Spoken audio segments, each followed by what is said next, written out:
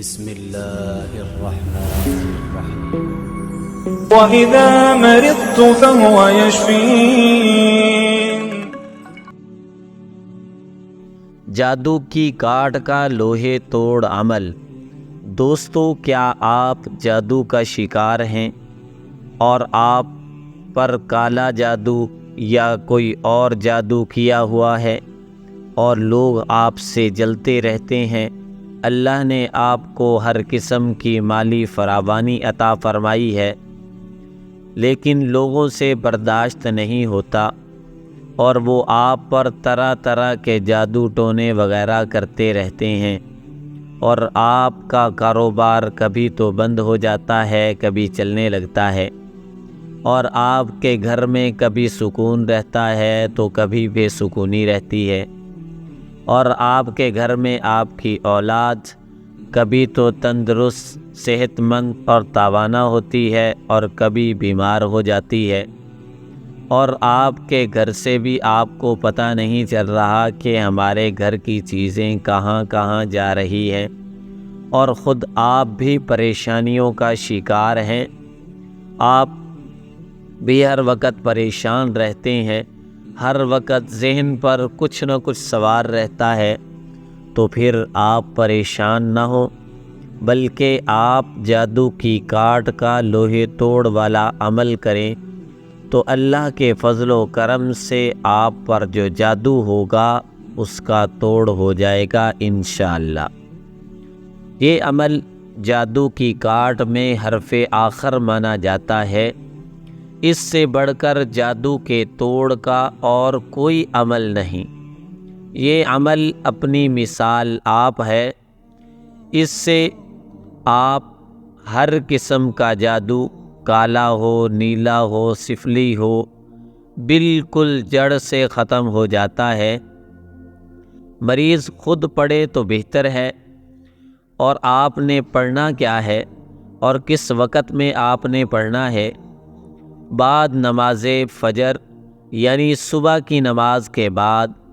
پانی کا 1 گلاس لے کر بیٹھ جائیں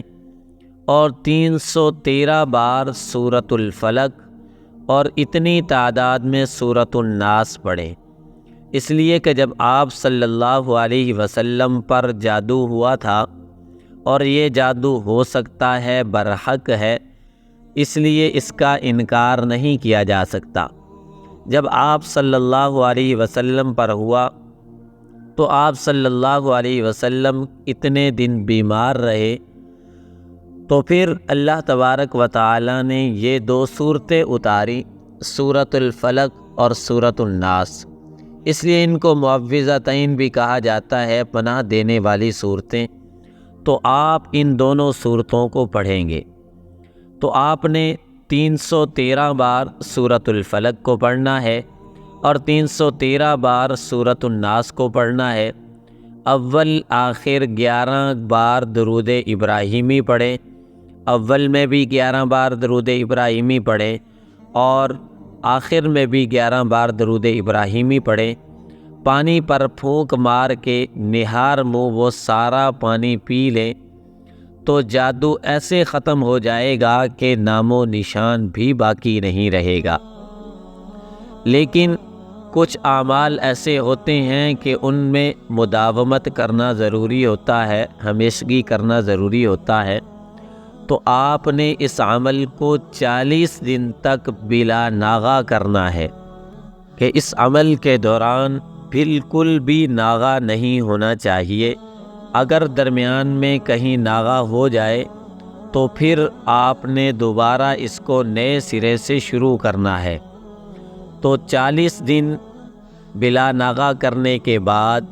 دنیا بھر کے اگر جادوگر بھی مل جائیں تو آپ کو کوئی نقصان نہیں پہنچا سکتے، لیکن اگر مریض خود نہیں پڑھ سکتا تو پھر کوئی اور پڑھ کر دے سکتا ہے، تو وہ بھی اسی ترتیب سے کرے گا۔ روزانہ بعد نماز فجر پانی کی 1 بوتل پر دم کر کے سارا دن مریض کو پلاتے رہیں، رات تک ختم ہو جائے، دوسرے دن نئے پانی پر دم کرے اسی طرح یہ عمل 40 دن بلا ناغہ کرنا ہے تو اس سے جادو کا حتمی توڑ ہو جائے گا اور دنیا جہان کا کوئی بھی جادوگر آپ کو نقصان نہیں پہنچا سکے گا انشاءاللہ۔